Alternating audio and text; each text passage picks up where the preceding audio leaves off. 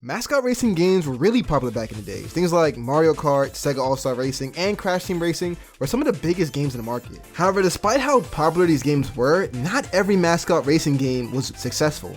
Even though some of them were really good, they never really got the amount of attention they deserved. However, one game in particular, which we're going to talk about today, has to be one of my favorite ones of all time. Sonic Riders is an interesting game. Released in 2006 for the PlayStation 2 and the GameCube, Sonic Riders set out to beat Mario Kart in the mascot racing genre. However, what we got was something more divisive. There's typically two types of discussions about the game. One, the game has terrible mechanics and has a huge learning curve, or two, it's one of the best racing games of all time. So today we're going to revisit Sonic Riders and talk about why it's one of the best Sonic racing games and why you should give it a try in 2021. And before we even start, if you haven't already, make sure you hit the subscribe button if you're new. We're almost at 200 subscribers and I'm pretty sure we can hit it by the end of the summer. Anyways, my name is Kwesi and this is Just a Game.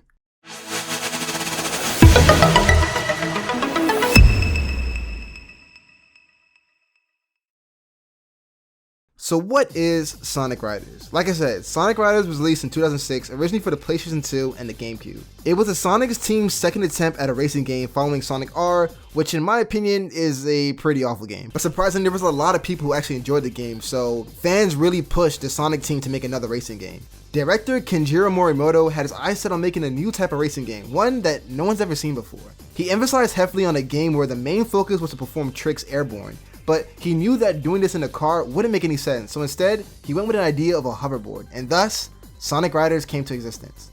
Now the team didn't want to take any inspiration from previous Sonic titles, they kind of wanted to make the game as unique as possible, and this can be seen with the new characters and the character designs. But despite the team wanting the game to be unique, they also wanted it to be familiar. A lot of the racetracks have a really Sonic vibe to them, however, the musical score is really different here. So because of the extreme sports vibe the game was trying to create, the musical score kind of tried to match that. A lot of the tracks are very futuristic and electronic. Very different from the original Sonic tracks, which is more of rock and roll and metal. And in my honest opinion, the music is really below average and a lot of the tracks are just a bunch of noise. I can appreciate what they were trying to go for, but it's just not my cup of tea. But however, I can say in the sequel, Sonic Riders Zero Gravity, the music was leagues better, but we'll talk about that in another video. So in summary, the team was very ambitious when it came down to the development of this game, and with all the mascot races in the market, the Sonic team was really trying to find its own place. However, with all that ambition, how did everything come together? So before we get into the gameplay, let's address the story. So the story revolves around Knuckles, Tails, and Sonic as they roam around a futuristic looking city looking for a Chaos Emerald. As the signal for the Chaos Emerald gets bigger, a bunch of bandits riding hoverboards suddenly emerges and Tails claims that one of them has a Chaos Emerald. So Sonic and crew follow the bandits until one of them falls off his hoverboard, which gives Sonic the opportunity to grab it. Sonic ends up going toe-to-toe with one of the bandits, and as the encounter gets more intense, the bandit takes to the sky and hits Sonic with some kind of sky attack that knocks Sonic clean off the hoverboard. After being defeated, Sonic is curious to who those bandits were and why they were after the Chaos Emerald. So that's the basic summary of the story without spoiling anything. And if I'm being honest here, the story is painfully terrible. A lot of the scenes are really cringy and the voice acting here isn't that great. The Babylon Rogues are pretty interesting characters, but their leader Jet is one of the dumbest characters to ever cross the Sonic timeline. His arrogance is really annoying and he has this over edgy vibe to him which makes it seem like the Sonic team was trying way too hard to paint him as a villain. The story is also split into two parts. One you play as Sonic and friends, and the other you play as the Babylon Rogues. I do like this concept because you get two different perspectives, and at the same time, when you play as the Babylon Rogues, all the maps get a nighttime remix to it. However, it does get kind of repetitive watching the same story unfold.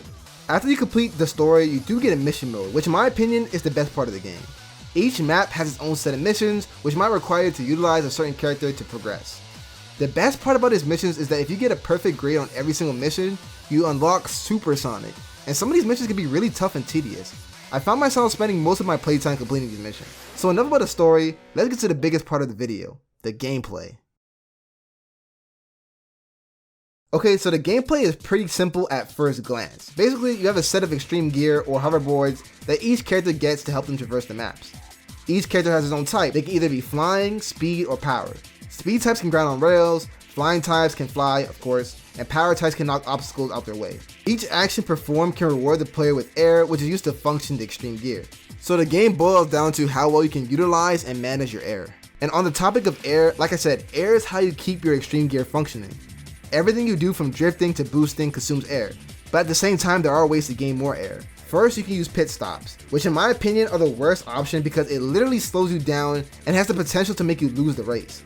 Next, you can perform tricks and hit a perfect landing to gain a good amount of air, and this in my opinion is one of the most efficient ways to do it. And lastly, depending on your type, you have type specific shortcuts. So it's pretty simple, try to go as fast as possible while at the same time managing your air. So one thing I do love about the game is the boosting. So each character is able to perform some type of attack or boost. Not only does this make your character faster, but it can also be used to attack other players. The kind of attack that you perform all varies depending on what level you are. Level 1 and 2 attacks are usually the same for all the characters. Even though it's the same attacks, it might be like different animations. But level 3 is where things get a little different. Level 3 attacks depend on what type of racer you're using. So speed types usually have an attack that will leave you in a specific animation. For example, Sonic flattens his enemies and it takes a few seconds for them to get up. Or Jet, who can twist his enemies and it will take them a while for them to untwist. And then you have the fly types, which in my opinion are the best ones. They usually freeze their enemy for some time. Like Tails, for example. He hits his opponents with an electrical plug, stunning them for a couple seconds. And lastly, the power types, which usually leaves the enemies disorientated. For example, Storm's level 3 attack, he leaves his enemies confused for a couple seconds, and Eggman, well, just look at this. Nasty! So the higher your level, the stronger the attack. Also, I should point out that collecting rings is the only way to level up. So every character starts on level 1. 30 rings get you level 2, and 60 rings get you to level 3. Once you collect the right amount of rings, you automatically level up, so there's no going back. So this basically sums out how the game works. Even though I touched on many things that the game provides, there are secrets that the game never really tells you, and this is where a lot of the negatives come out. Okay, so remember the first thing I said, the game has a huge learning curve. The curve is no joke, I promise you, I have never seen a single person play this game for the first time and actually know what they're doing. And this is the number one reason why the game has gotten so much backlash. So for starters, let's talk about the tricks.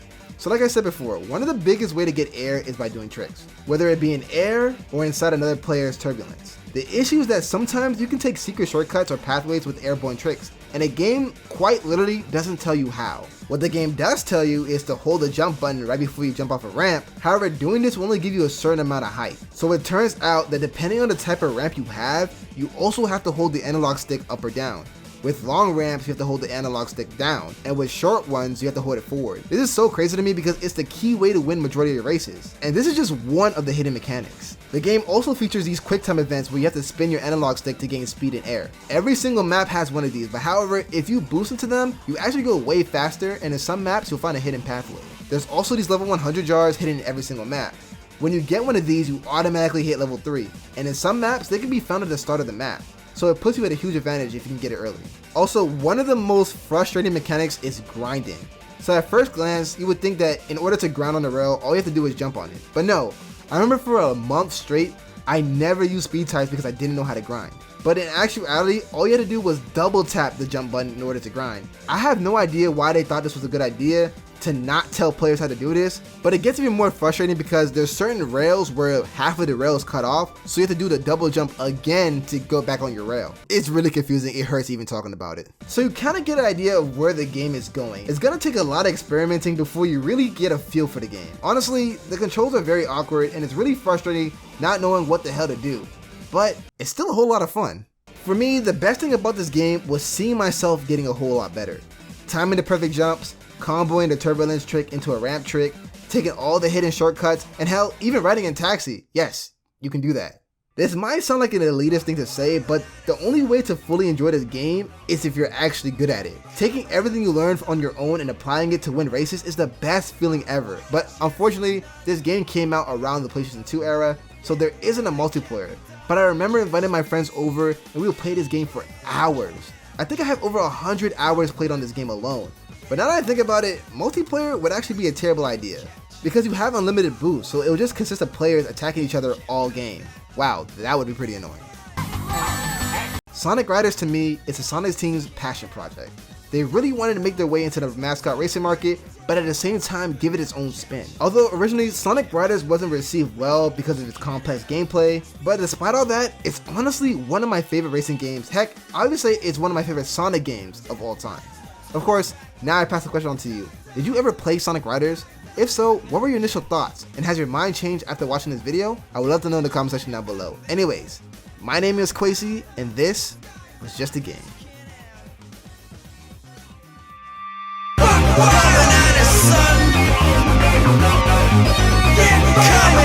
start